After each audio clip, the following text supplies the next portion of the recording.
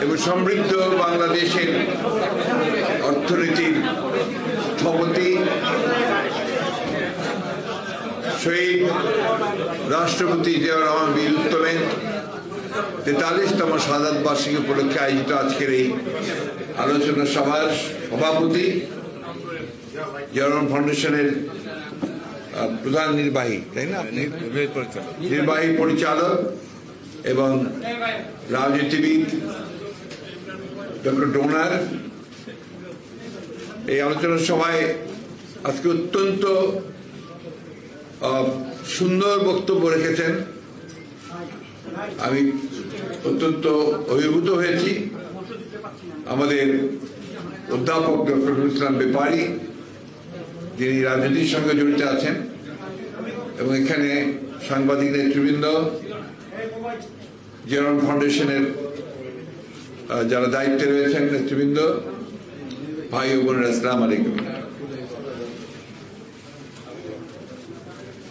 জিয়াউর রহমান ফাউন্ডেশনকে আমি ধন্যবাদ জানাতে চাই যে তারা জিয়াউর রহমানকে জনগণের সামনে তুলে ধরার জন্য, তার কাজ, তার দর্শন,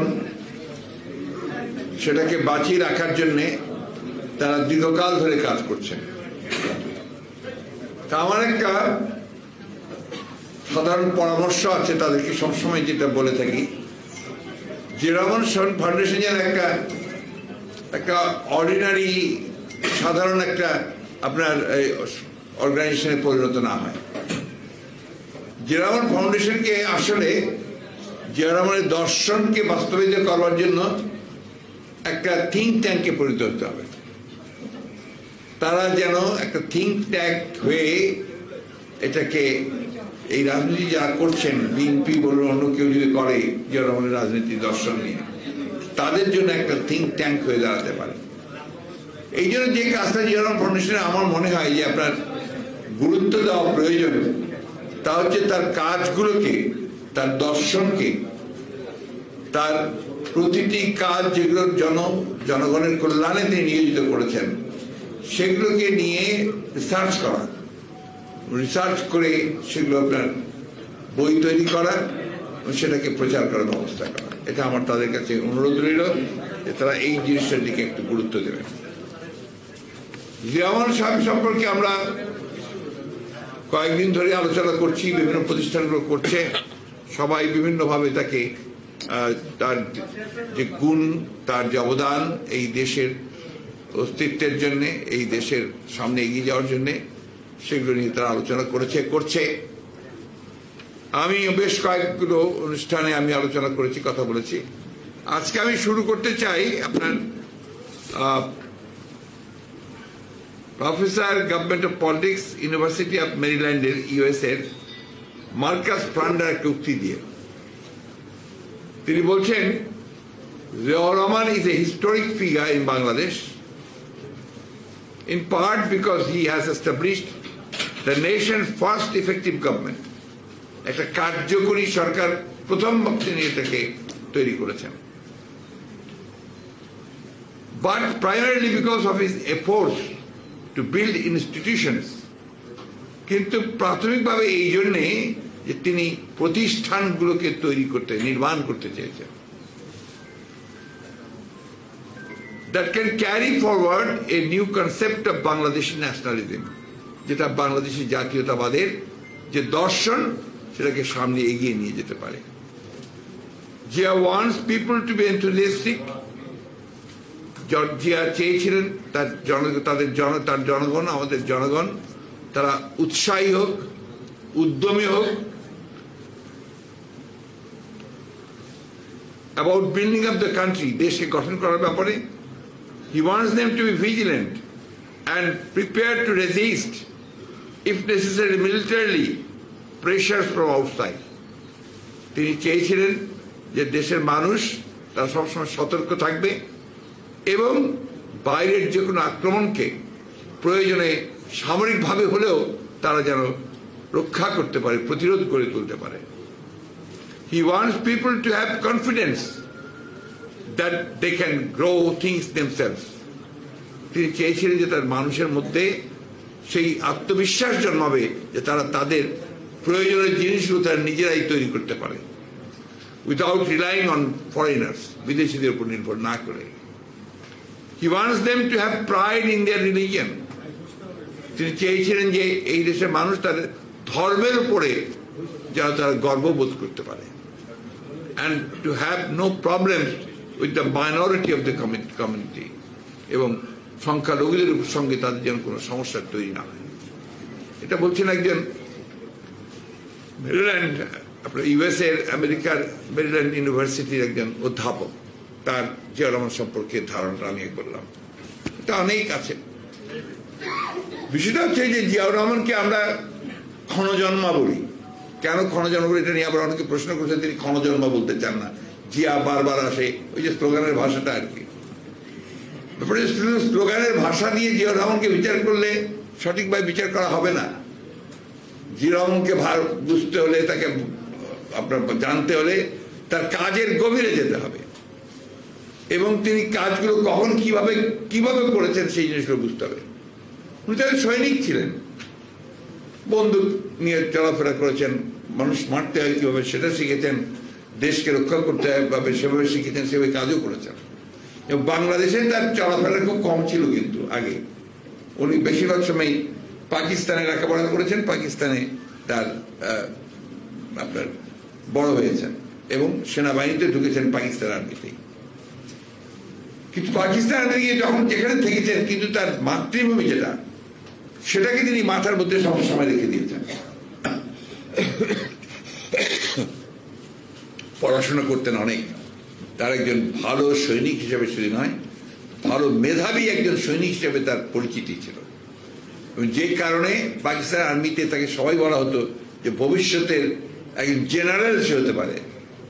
আর পাকিস্তান আর্মি কিন্তু আপনার অত্যন্ত উঁচু দলের একটা আর্মি ছিল।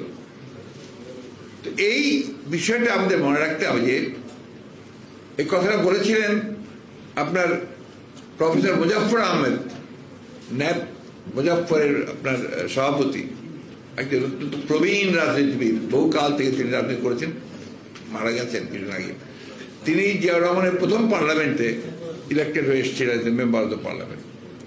সেখানে তিনি যখন জিয়াউর রহমানের শাহাদাতের পরে যখন আপনি সেখানে শোক মিটিং অধিবেশনটা বসছিল, সেই শোকের অধিবেশনে প্রফেসর মুজাফফর বলছিলেন, এই যে ভাই হাসি টাসি এখানে বন্ধ করেন, if you don't like it go out.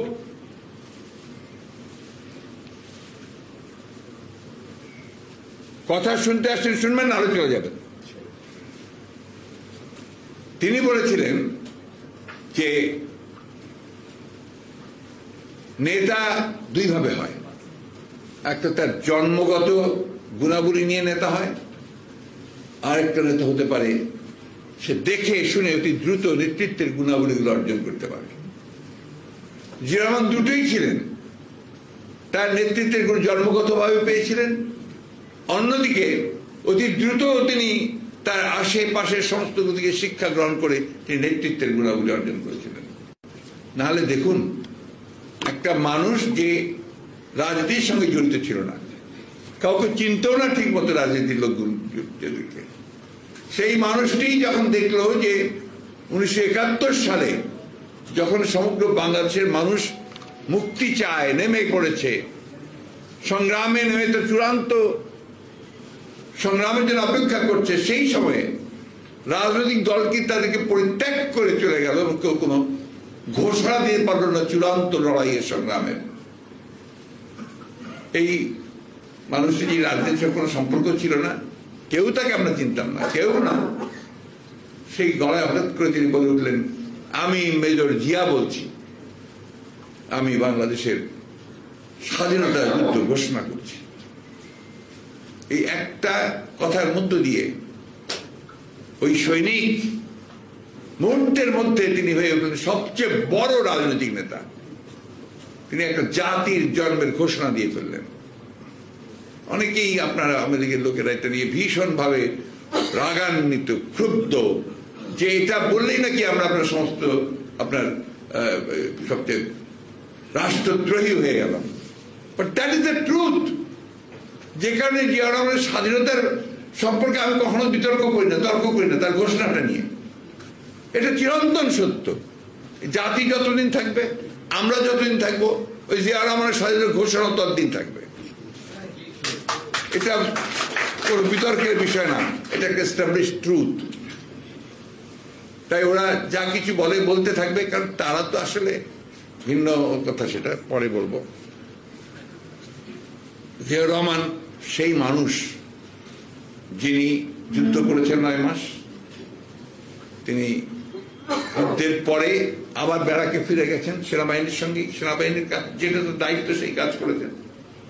আবার যখন তাকে এই সেনাবাহিনীর লোকেরাই এবং জনগণ 75-এর পট পরিবর্তনের পরে তাকে যখন দায়িত্ব দিল, নিশ্চয়ই আপনাদের সঙ্গে যারা আমি এক কথাটা একটু বলে নেই, আমাদের ছেলেরা কিন্তু কেউ পড়তে চায় না, পড়াশোনা একেবারে পছন্দেরই বিষয় না, পছন্দেরই বিষয় না, শুধু দেখা আর শোনা, পড়তেই চায় না। এই বইটা কয়জন পড়েছে বলতে পারবেন? এর বাংলাও আছে, কেউ পড়েছেন আমার কাছে মনে হয় না। বলেন তো একজন হাত তুলে, আমি পুরো বইটা পড়েছি। পড়েছেন? None. That is the problem. এই বইটা যদি আপনি না পড়েন, আপনি জিয়াউর রহমান সম্পর্কে এই জেনারেশন কি জানবেন? আপনি তো জিয়াউর রহমানকে দেখেননি, আপনি তো কাজ দেখেননি। তো সেই জিয়াউর রহমান আমার কাছে মাঝে মাঝে বিস্ময় মনে হয়, বিস্ময় যে একটা নেতা কিভাবে এত অল্প সময়ের মধ্যে একটা জাতিকে, যে জাতি ইতিমধ্যে বিভক্ত হয়ে গেছে, যে জাতি নেতৃত্ব দুর্নীতিতে আকণ্ঠ নিমজ্জিত হয়ে গেছে, যে জাতিতে কোনো দিশা খুঁজে পাওয়া যাচ্ছে না, তার অর্থনীতি ধ্বংস হয়ে যাচ্ছে, কত সাহস থাকলে সেটাকে টেনে ধরার চেষ্টা করতে পারে। তাকে তো উনি তো নিজে আসেন নাই, তাকে তো সেই 7ই নভেম্বরের সিপাহী বিদ্রোহের মধ্য দিয়ে তাকে সামনে নিয়ে আসা হয়েছে। আমার এখনো মনে আছে, আমি তো দিনাজপুর কলেজে পড়াচ্ছি একদম প্রথম দিকে, ওই সময় 7ই নভেম্বর হঠাৎ করেই আমরা দেখলাম যে আপনার সৈনিকেরা সব আপনার গাড়ির মধ্যে, ওপেন ট্রাকে, ওপেন লরিতে, জিপের মধ্যে আপনার অস্ত্র ছুটতে ছুটতে সব যাচ্ছে, আর তার মধ্যে বিপ্লব হয়ে গেছে, বিদ্রোহ হয়ে গেল। আমরা তারপরে রেডিও টেলিভিশন সবকিছু দেখলাম যে হ্যাঁ, সিপাহী বিদ্রোহ হয়েছে এবং জিয়াউর রহমান সাহেবকে একটা নিয়ন্ত্রণ করার দায়িত্ব দেওয়া হয়েছে। তখন তো আপনার সেনাবাহিনী বেরিয়ে পড়েছে, ব্যারাক থেকে বেরিয়ে পড়েছে, অফিসাররা পালিয়ে বেড়াচ্ছেন, অনেক অফিসারকে হত্যা করা হয়েছে।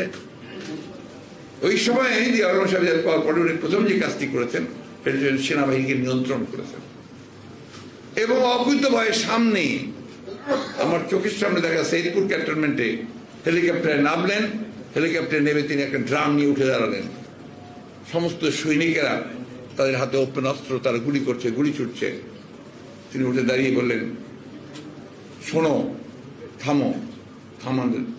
থেমে তারপরে বললেন যে তোমরা এই অস্ত্র আর গোলাগুলি কেন নষ্ট করছো? এটা কিসের জন্যে? যুদ্ধের জন্যে। কার সঙ্গে যুদ্ধ করবে? শত্রু। তো শত্রুর জন্য যে যুদ্ধ তুমি করবে, অস্ত্র গোলা বারুদ তার সব নষ্ট করে ফেলছ, তাহলে এখন তুমি কি করবে? এরপরে যদি আক্রমণ হয়, অস্ত্র নামাও। অস্ত্র নামালেন।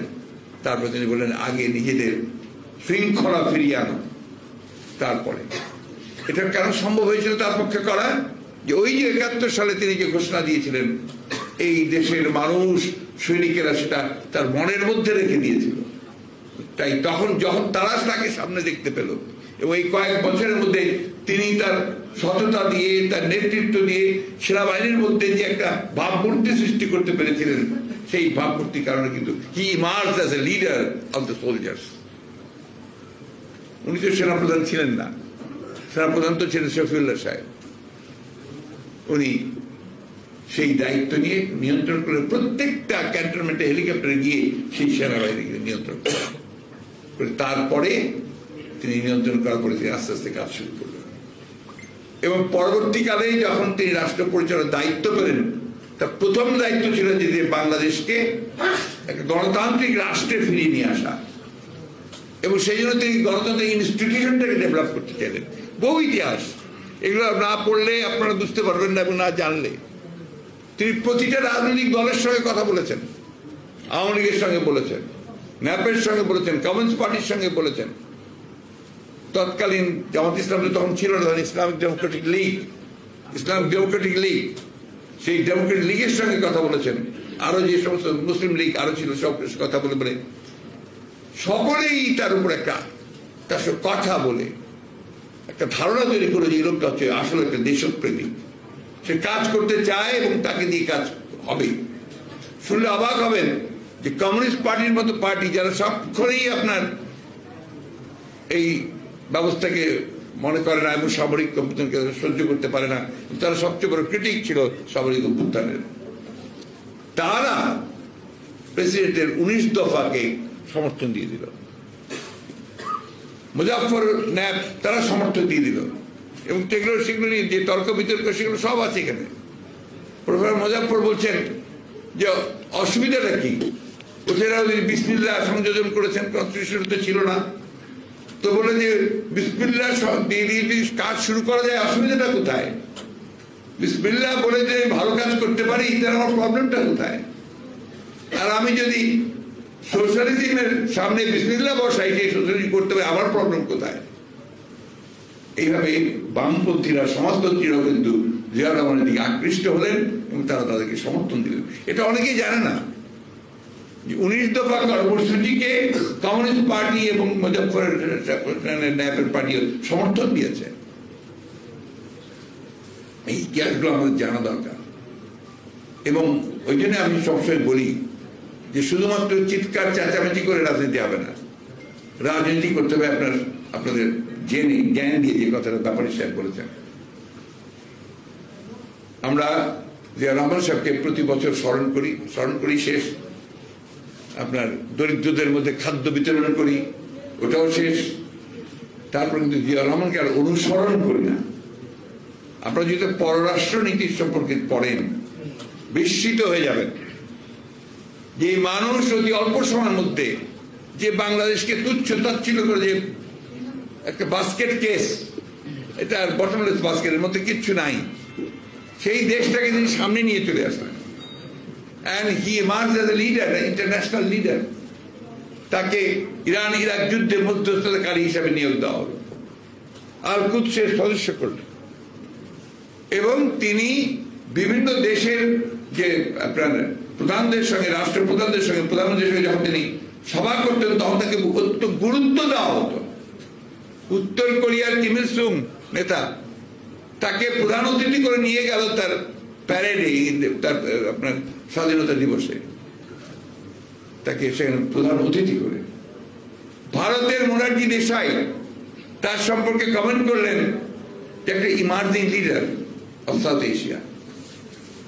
এই জিনিসগুলো কিন্তু আমরা অনেকেই জানি না, বুঝতেও চাই না।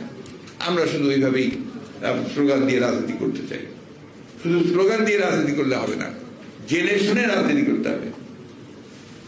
আমরা তো আসলে দুঃখজনকভাবে হলেও সত্য যে আমরা অন্যান্য দলগুলোর দিকে, দু একটা দলের দিকে যদি তাকেই দেখবেন, আমি একটা রেফারেন্স দিয়ে বলতে চাই, আমি জামাতে ইসলামের রাজনীতির সমর্থন করি না, কিন্তু জামাতে ইসলাম যে কৌশল, তাদের যে রাজনীতির যে প্রক্রিয়া অত্যন্ত বিজ্ঞানসম্মত, বৈজ্ঞানিক, ঠিক কমিউনিস্ট পার্টির মতোই অনেকটা। খেয়াল করে দেখবেন তাদের স্টাডি সেল আছে, তাদের যে ছাত্র শিবির আছে, সেই ছাত্র শিবির ওরা ছাত্র শিবিরের প্রত্যেকটা সেল আছে, তাদের লেখাপড়া করতে হয়, বই পড়তে হয়, সেই বই পড়ে তাদেরকে উত্তর দিতে হয় এবং সেখানে দেখবেন যে তারা নিজেরা বই প্রকাশ করে, পত্রিকা প্রকাশ করে। এইগুলো কিন্তু আপনার চর্চাটা না থাকে, জ্ঞানের চর্চা ছাড়া, জ্ঞান ছাড়া আপনি কখনো সাকসেস অর্জন করতে পারবেন না। এটা অত্যন্ত সত্য কথা, যেটা ব্যাপারী সাহেব বলেছেন। আমি আজকে খুব বেশি কথা বলতে চাই না প্রেসিডেন্ট জিয়া সম্পর্কে, শুধু ওইটিকে আপনার বললাম যে আপনারা তাকে জানার চেষ্টা করেন, বোঝার চেষ্টা করেন। যে কারণে আমি ফাউন্ডেশনকে আমি সবসময় অনুরোধ করছি যে আপনারা দয়া করে, আমি অনেক আগেও বারবার করে বলেছি যে আপনারা become a think tank of BNP. BNP হতে যেন না, থিঙ্ক ট্যাঙ্ক হন বিএনপি, এবং আপনারা বইপত্র শুধু নয়, আপনারা আলোচনা করেন, সেমিনার করেন, নট দিস টাইপ অফ আলোচনা, সেমিনার করেন, ওয়ার্কশপ করেন, যেগুলোর মধ্যে দিয়ে জিয়াউর রহমানকে আরো বেশি করে আমরা জানতে পারি, ছড়িয়ে দিতে পারি, বোঝাতে পারি। একটা বিরূপ পরিবেশে আমরা আছি। আপনি জিয়াউর রহমান কথা বললেই আপনাকে মারতে আসবে, এবং এখন তো কনস্টিটিউশনে এমন কিছু ঢুকিয়েছে যে সত্য কথা বলতে গেলে আপনাকে আবার রাষ্ট্রদ্রোহিতার মামলায় দিয়ে দেবে, তাই না? তো এর মধ্যেই তো আমাদেরকে কাজ করতে হবে, এর মধ্যেই তো আমাদেরকে আমরা নিয়ে আসতে হবে জিনিসটাকে সামনে। তাই আমরা যেভাবে পড়ি আমরা সেইভাবে নিয়ে আসবো ইনশাল্লাহ। ইনশাল্লাহ বলেন, কিন্তু কাজ করেন না, কিছু মনে করেন না। আমি যে কথাগুলো আপনাদের বলছি আজকে, আমি কিন্তু নিজে একজন শিক্ষক ছিলাম, যে কারণেই আমি কথাগুলো আজকে আবার আপনাদেরকে বলছি যে নলেজ বেসড, যেটা উনি বলেছেন, নলেজ বেসড সোসাইটি ছাড়া সেই সোসাইটি কখনো করে উঠতে পারে না। কি ভয়াবহ চিন্তা করেন, এখন আমাদের পত্রিকা খুললে আপনি লুট আর লুট আর লুট ছাড়া কিচ্ছু পাবেন না। অদ্ভুত। তারপর কারা লুট করছে? যারা আমাদের সমাজের সবচেয়ে বড় দায়িত্বে, রাষ্ট্রের দায়িত্বে, তারা। ইমাজিন, আর্মির সেনাবাহিনীর প্রধান সাবেক, ইমাজিন যারা আমাদের রক্ষা করবে, আইন শৃঙ্খলা রক্ষা বাহিনীর প্রধান, আইজি, তাদেরটা বেরিয়ে আসছে। সংসদ সদস্য চোরাচালানির সঙ্গে জড়িত, টুকরা টুকরা হয়ে যায়। কোন সমাজ বলেন আপনারা? আজকে সংসদে তো আপনার মানব পাচারকারীও আছে, যে আদম ব্যবসায়ী। আদম ব্যবসায়ী কেন ভাই? মাদক পাচারকারীও তো ছিল, ভুলে যাচ্ছেন কেন? কক্সবাজার টেকনাফের সেই লোকের কথা ভুলে যান কেন? তাই না? তো এখানে তো ওদেরই আপনার সবচেয়ে বেশি প্রাধান্য। ভদ্রলোক কয়টা খুঁজে পাবেন না, কিছু মনে করবেন না, সরি। এখানে আপনার যেটা সবচেয়ে বড় প্রবলেম হচ্ছে, দেখেন প্রতিদিন দেখেন বাংলাদেশ ব্যাংক লুট হয়ে যায়, বাংলাদেশের সোনা লুট, হারাই গেছে, হাইজেক হয়ে গেছে। তারপরে আপনার ডলার রিজার্ভ ওই আপনার কেন্দ্রীয় ব্যাংক থেকে নিয়ে চলে যাচ্ছে, জানা যায় না। তারপরে ইন্টারন্যাশনাল আপনি হ্যাকিং হচ্ছে, হ্যাকিং হয়ে আপনার millions and millions of dollars নিয়ে চলে যাচ্ছে, তাই না? কল্পনা করা যায়। শেয়ার ব্যাংক, শেয়ার বাজার, শেয়ার বাজারে বড় বড় রথি মহারথীরা লুটপাট করে শেষ করে দিচ্ছে। অর্থমন্ত্রী বলছেন আমার কিছু করার নাই, ওদের হাত অনেক লম্বা। মোহিত সাহেব বলছিলেন, মনে আছে? মনে আছে আপনাদের? এখন বাংলাদেশে আপনার অনেকেই, অনেক বড় বড় মানুষ, এত বড় মানুষের আশেপাশে যাওয়া যায় না। কেউ দরবেশ, কেউ সন্ন্যাসী, তারপরে আপনার কেউ বিরাট হয়তো বা আপনার ধর্মীয় আলেম, এইসব লোকেরা এখন আপনার আমাদের এই কাজগুলোর সঙ্গে জড়িত হয়েছে। পত্রিকায় আসছে চট্টগ্রামের চকবাজার শাখা থেকে 149 ভরি সোনা লোপাটের ঘটনা, ব্যাংকের লকার থেকে নিয়ে চলে গেছে। এখন আর ব্যাংক থেকে তো 149 ভরি কিছুই না ভাই, এটা খুব ছোট্ট ঘটনা। ব্যাংক থেকে তো আপনার টন কা টন এই সমস্ত চলে যাচ্ছে, হাজার হাজার কোটি টাকা আপনার লোপাট হয়ে বাইরে চলে যাচ্ছে, দেশের বাইরে। কোনো দিকে কোনো জবাব দিতে নাই, কোনো চিন্তা নাই, কিচ্ছু নাই। একটাই শুধু, আমাকে ক্ষমতায় বসেই থাকতে হবে, এখান থেকে আমাকে কেউ নড়াতে পারবে না। তার জন্য আমি চতুর্দিকে সেই সমস্ত প্রতিষ্ঠানগুলোকে ধ্বংস করে দিয়ে আমার সমস্ত রক্ষী তৈরি করেছি, একটা রক্ষী। আপনি যদি এই সমস্ত দুর্নীতিবাজ কর্মকর্তাদের কথা শোনেন, তাদের বডি ল্যাঙ্গুয়েজ দেখেন, যে ওরা আমাদের প্রভু। আজকে ওই এক প্রভু এখন কোথায় গেছে? এমন ভাবে কথা বলতো, এই পিস্তল দেখিয়ে বলতো এটা তোমাকে এমনি দেওয়া হয় নাই, এটাকে ব্যবহার করার জন্য দেওয়া হয়েছে। করেছেও ব্যবহার, বহু মানুষকে মেরেছে, গুম করে রেখেছে। এখন আপনি কোথায়? এখন কোথায় যে আপনি আপনাকে আপনার সম্পর্কে আবার আমাদের প্রধান, আমাদের আইন শৃঙ্খলা রক্ষা বাহিনী, আমাদের হোমের প্রধান বলছেন তার সম্পর্কে আমি কিছু জানি না। তো রাষ্ট্র কিছুই জানে না, এটা রাষ্ট্র আছে? আর বন্ধুগণ দেখেন, এই যে এটা কত বলবো, কি বলবো, কত হাজার হাজার কথা বলবো। আপনার লোন নিয়ে নিয়ে, ঋণ নিয়ে নিয়ে আমাদের অর্থনীতিকে একেবারে পুরোপুরি, আপনার যে ঋণগ্রস্ত লোকের যে অবস্থা হয়, সেই অবস্থা আমাদের করে দিয়েছে ইতিমধ্যে। এমন একটা আমার অবস্থা হচ্ছে যে লোন নিয়ে লোন শোধ করতে হবে। আপনার যে এনজিও গুলোতে যে ব্যাপার আছে না, আপনার অভিযোগ আছে যে গ্রামীণ ব্যাংক সম্পর্কে এই ধরনের বর্ণদের সম্পর্কে অভিযোগ আছে যে মেয়েরা যখন পারছে না, মহিলারা তখন করে একটা এনজিও থেকে আর একটা লোন নেয়, এটা নিয়ে এটা শোধ করে দিয়ে আবার ওটা শোধ করে। এদের যুক্তি হচ্ছে 20 বছর ধরে আমরা এগুলো করবো, তারপর 20 বছর পরে তো আমরা নাই, যা আবার তাই হবে। কত দায়িত্বহীনতা চিন্তা করেন যে একটা ভবিষ্যৎ প্রজন্মকে পুরো লোনের মধ্যে ডুবিয়ে রেখে যাবে। এখনই ইতিমধ্যে আপনার সেই লোনের পরিমাণ দাঁড়িয়েছে আপনার মাথা পিছু 1,55,000 টাকা। 1,55,000 টাকা মাথা পিছু লোন করছে। আপনারা এখন বলেন এমন সমস্ত প্রজেক্ট করছে, তার মধ্যে একটা প্রজেক্ট হচ্ছে রূপপুর পারমাণবিক প্রজেক্ট, কোনোদিনই শেষ হবে না। আর আমাদের ওর লোনের ইন্টারেস্ট শোধ করতে করতে আমরা শেষ হয়ে যাব। সবচেয়ে বেশি ইন্টারেস্ট রেট সেখানে।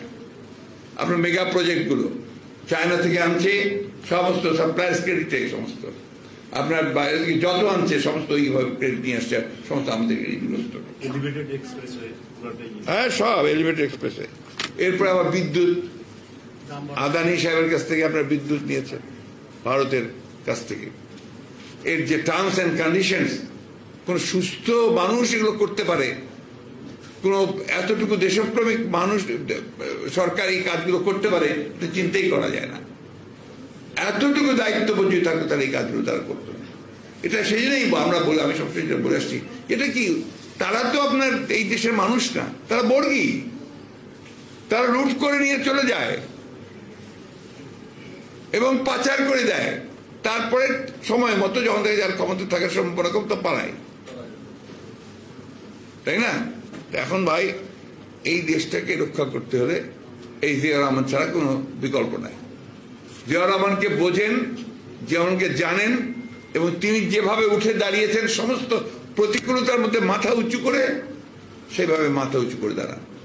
দেশনেত্রী বেগম খালেদা জিয়া যেমন প্রতিকূল অবস্থার মধ্যে মাথা উঁচু করে দাঁড়িয়েছেন, সেইভাবে দাঁড়াতে হবে। আমাদের তারেক রহমান সাহেব যেভাবে মাথা উঁচু করে বিদেশ থেকে আমাদেরকে আপনার নেতৃত্ব দিচ্ছেন, সেইভাবে মাথা উঁচু করে দাঁড়াতে হবে। আমরা তো মার খাচ্ছি, জেলে যাচ্ছি, মারা যাচ্ছি, তাই না? তো সবাই মিলে একসাথে জোরে সরে সেটাকে একটা জায়গায় নিয়ে যাই যেখানে আমরা প্রতিরোধটা গড়ে তুলতে পারবো। আমরা তো অন্যায় কিছু চাচ্ছি না তাদের কাছ থেকে। আমরা একটা জিনিসই চাই যে ভাই আমাদেরকে একটা ভোটের ব্যবস্থা করো, একটা নিরপেক্ষভাবে, মানে বৈধভাবে, এবং যেন আমরা অবাধ সবাই মিলে একসাথে ভোট দিতে পারি, তার ব্যবস্থা করে যাতে আমরা আমাদের ভবিষ্যৎটা আমরা নির্ধারণ করতে পারি। শেষ করে দিয়েছে আপনার নির্বাচন কমিশনটাকে। এখানে এই সেই কমিশন শুধু ব্যবস্থাটাকে শেষ করেছে, মানুষের ভোটই দিতে যায় না। কতটা আপনার যে আস্থা অনাস্থা আসতে পারে তার প্রমাণ হচ্ছে আপনার এই বাংলাদেশের ভোট ব্যবস্থা। এখন কেউ ভোট দিতে যায় না, সোজা বলে কি হবে ভোট যায়, আমার তো ভোটটা কাউন্টই হবে না, আর সব তো দিয়ে চলে যাবে। আবার সরাসরি বলে কি কোথায় ভোট দিবেন, যদি নৌকা ছাড়া অন্য কারা দেন তাহলে যাওয়ার দরকার নাই। আমি জানি আপনার আমাদের ডক্টর নুরুল আমিন আমার ব্রাদার ইন ল, হ্যাঁ, উনি তো এখন রিটায়ার্ড। যখন ভোট দিতে গেছেন গতবার তো 18-তে, তো বলছে যে স্যার আপনি আসছেন ভোট দিতে, যদি নৌকায় দেন তাহলে দেন, তাহলে দরকার নাই তাকে। তো এটা হচ্ছে আর কেউ ভোট দিতেই যায় না। আমাদের কথা হচ্ছে কি, যেটা আমরা খুব স্পষ্ট করে বলি, যে আমরা লড়াই করছি, সংগ্রাম করছি, আমরা বিএনপি ফাউন্ডেশন এটাকে শক্তি যোগান, ইন্টেলেকচুয়াল স্ট্রেংথ বাড়ান, আমাদের মেধাটাকে আরো শক্তিশালী করেন। আমরা সবাই যদি আপনার এখন পদ আর পদের পিছনে দৌড়াদৌড়ি করি তাহলে কিন্তু হবে না। আমাদেরকে কিছু আপনার বেসিক কাজ করতে হবে। সবাই সবকিছু করে না, কিন্তু সবাই সব কাজ করে না। এর মধ্যে আন্তরিকতা থাকে, সিনসিয়ারিটি লাগে, তার কমিটমেন্ট লাগে। সেই কমিটমেন্ট নিয়ে আমাকে যেতে হবে। আমার আজকাল মাঝে মাঝে খুব আপনার নিজেকে প্রশ্ন করতে মনে হয় যে আমি যে আপনাদের সামনে আসি, আমি আপনাদেরকে কি বলবো? বলে তো আসছি যে উঠে দাঁড়াতে হবে, করতে হবে, দেখতে, তাই না? কিন্তু আমাকে তো একটা ডিসাইসিভ জিনিসে যেতে হবে, সেটাই আমরা থেকে আলোচনা করে আপনারা বলেন, আমরা কাজ করি সেইভাবে, এবং আমরা সেই কাজগুলো আপনাদের কাছ থেকে জানতে চাই। আমরা তো ইন্টেলেকচুয়ালদের কাছ থেকে সাহায্য চাই যে আমাদেরকে পথ দেখতে সাহায্য করেন। আমি সেই সাহায্যটা আপনাদের কাছ থেকে চাই। আমরা সংগঠিত করতে চেষ্টা করছি, আবারও সংগঠিত হবে। আমি জানি বাংলাদেশের মানুষ কখনো মাথা নত করে থাকে না, মাথা উঁচু করে দাঁড়াবেই এবং তারা পরাজিত করবেই এই ভয়াবহ দানবীয় শক্তিকে। এটা শুধু জাস্ট সময়ের ব্যাপার। আমি তাই অনুরোধ করব যে আপনারা জিয়া রহমান ফাউন্ডেশন থেকে সেই কাজগুলো করেন যাতে করে আমরা এটাকে জ্ঞানভিত্তিক সেই লড়াইটা করতে পারি। এটা আমাদের খুব বেশি প্রয়োজন। আমি আপনাদের সকলকে ধন্যবাদ জানাচ্ছি আমাকে এখানে এসে কথা বলার জন্য, এবং নুরুল সাহেবকে বিশেষ ধন্যবাদ জানাতে চাই যে তার বক্তব্য খুব ভালো হয়েছে। আরেকটা শুনে আমি খুব খুশি হয়েছি যে কাগজি সাহেব আমাকে বললেন যে তারা জিয়াউর রহমানের কাজগুলোর 4 খণ্ড তারা বই করেছেন। তো সেই বইগুলো কিন্তু আমি পাইনি এখনো। আপনারা দয়া করে যে আমাকে দেবেন। আরেকটা অনুরোধ, এই মাহফুজুলের লেখা বইটা বাংলাটা আছে, আপনারা এটা সংগ্রহ করবেন অথবা লাইব্রেরিতে গিয়ে পড়বেন। আমাদের পার্টির লাইব্রেরিতেও আছে। এটা আপনাদের সকলের যারা বিএনপির সঙ্গে জড়িত আছেন, বিশেষ করে ইয়াং জেনারেশন, তারা এটা পড়েন। এটা না পড়লে আপনারা জিয়া রহমানকে জানতে পারবেন না। অনেক কথা বলার ছিল, কিন্তু আপনার সেই সময়ও নাই এবং আজকে সেই পরিবেশটা সেভাবে নেই। তার প্রত্যেকটি কাজ আপনার দূরদৃষ্টি সম্পন্ন। ফারাক্কা, ভারতের সঙ্গে সম্পর্ক, ইউরোপের সঙ্গে সম্পর্ক, চীনের সঙ্গে সম্পর্ক, প্রতিটা জিনিসের মধ্যে তার বক্তব্য আছে এবং তার দৃষ্টিভঙ্গি আছে। মেয়েদের কি করে তিনি উপরে তুলবেন, শিশুদের কি করে মানুষের তৈরি করবেন, ছাত্রদের কি করে একটা সঠিক পথে নিয়ে যাবেন, সেই কাজগুলো সবই জিয়া রহমান করেছেন। তাই আজকে আমাদের দায়িত্ব হয়ে পড়েছে আমাদের দেশকে রক্ষা করার জন্য, আমাদের স্বাধীনতাকে রক্ষা করার জন্য, আমাদের গণতন্ত্রকে রক্ষা করার জন্য। এই যে সরকার, এটা তো সরকার না, আমি আগেই বলেছি এটা কোনো সরকার না, এটা বর্গী, ডাকাত, লুটেরা। এদেরকে যদি আমরা প্রতিরোধ করতে না পারি, ঠেকাতে না পারি, আপনার এই দেশের অস্তিত্ব থাকবে না। আমি আমার সমস্ত অভিজ্ঞতা দিয়ে আমি বলছি, আমরা স্বাধীন জাতি হিসেবে টিকে থাকতে পারবো না। তাই আসুন আমরা সবাই ঐক্যবদ্ধ হই এবং আমরা আমাদের দেশকে মুক্ত করার জন্য আমরা কাজ করি। ধন্যবাদ। আসসালামু আলাইকুম।